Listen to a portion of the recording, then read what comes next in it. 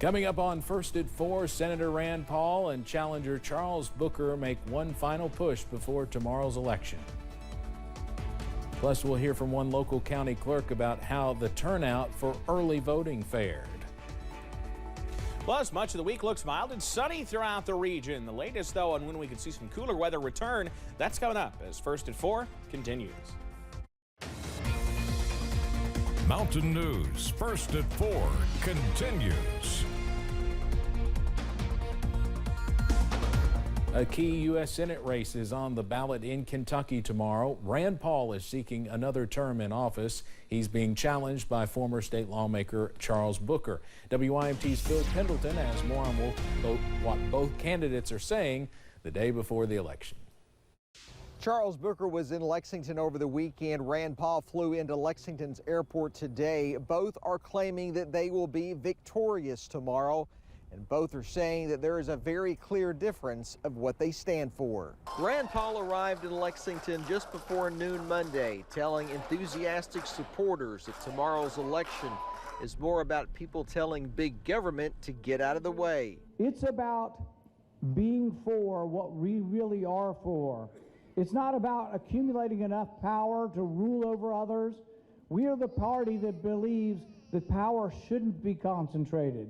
Booker spent Monday canvassing through his home city of Louisville. Speaking to us over Zoom, he says he wants to prove doubters wrong, end poverty, take care of one another, and end government hurting people. What I've seen across Kentucky are a lot of people of all backgrounds that are tired of the status quo.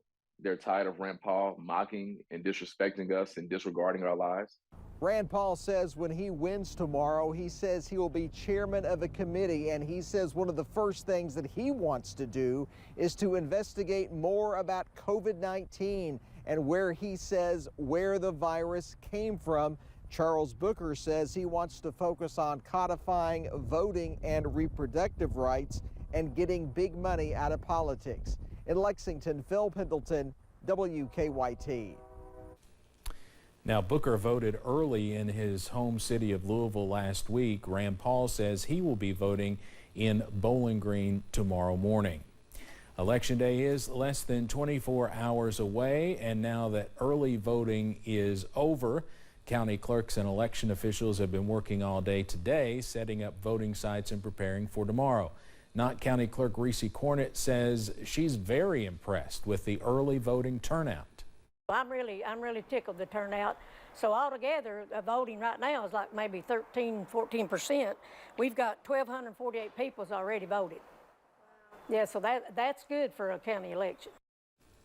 Cornett says Knott County has had more absentee ballots than normal, and she believes that's because many people affected by the flood have had a harder time with transportation. Of course, a big county judge executive race over there in Knott County with the current judge and the mayor of Hindman. So we'll see how that turns out. Well, some in Knott County are having to travel to Hazard to send or receive mail as the Hindman post office has been closed since the flood. People in Hindman have to make the trip in the afternoon, sometimes during critical working hours. Local attorney Seth Combs says each day has become more stressful with mail being 30 minutes away. You know, it's time and money intensive to do that now, and so I'm forced to have to do it only, you know, ever so often. And that puts everything in a tight spot. Knott County Judge Executive Jeff Dobson has submitted a formal request to Congressman Hal Rogers' office to reinstall a post office in Hindman. We'll have more about this tonight at 6. 2 people are dead after an overnight house fire in Madison County. The Madison County coroner says the bodies have been sent to the medical examiner's office in Frankfort for an autopsy. Berea fire officials say they were called out to the 1500 block of Paint Lick Road for a fire Sunday night around 11. They say they saw flames coming from the home when they arrived and began knocking it down.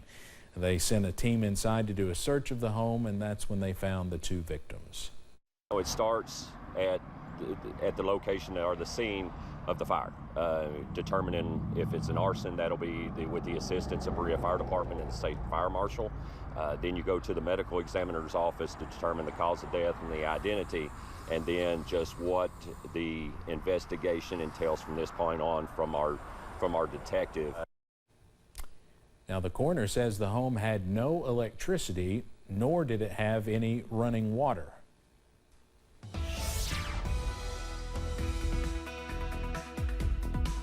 A warm pre-election day out there today, and we've already been close to tying some records. Throughout the region, it remains mild. Here's a look from Mountain Parkway at Slade as the sun still sets. 77 there in Slade right now, by the way. Temperatures throughout the region, 75 in Jackson. I was just checking the high temperature markers.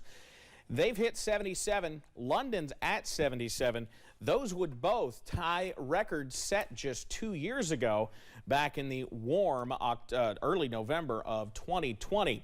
So we've already unofficially tied the records at Jackson and London today, and we'll see once the Weather Service climate report comes out whether or not those records will hold. Satellite and radar throughout the region. Yeah, we've had a few clouds, but that's about it. That front will sweep through here tonight and really start to give us some much nicer weather, or at least cooler weather, as we head into tonight. So as we run through tonight, yes, the moon icon comes out at 5 o'clock because, well, daylight saving time, sunset's about 5:30 or so. 70 out there as the sun sets, still in the 50s as we run through tonight, but some of us are getting down into the 40s overnight. Details on how cool we can expect some of those late week temperatures to be, that's in a few minutes. Steve? Evan, thank you. Officials in Pennsylvania are sounding the alarm. They say thousands of mail-in ballots are at risk of being rejected. A Philadelphia election official says 3,400 mail-in ballots in the city contain either incorrect information, missing dates, or missing secrecy envelopes. On Sunday, Allegheny County published lists of more than 1,000 voters who had errors on their mail-in and absentee ballots. Officials say a lot of the ballots were submitted weeks ago, and they expect the numbers of at-risk ballots to grow. They are urging voters to take immediate steps to get replacement ballots. The state Supreme Court has barred local election officials from counting ballots with missing or incorrect dates on the return envelope.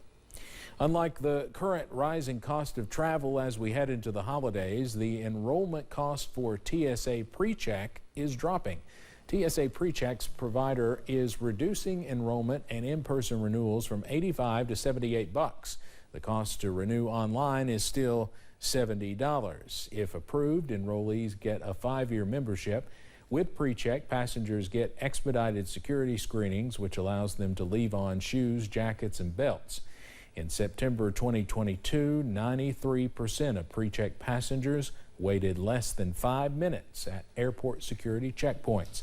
TSA says applicants will get their traveler number 3 to 5 days after enrolling. There are more than 500 enrollment centers nationwide. Coming up on First at 4, if you're considering buying the new iPhone 14 Pro or Pro Max for the holidays, the wait time for receiving it could be longer than usual.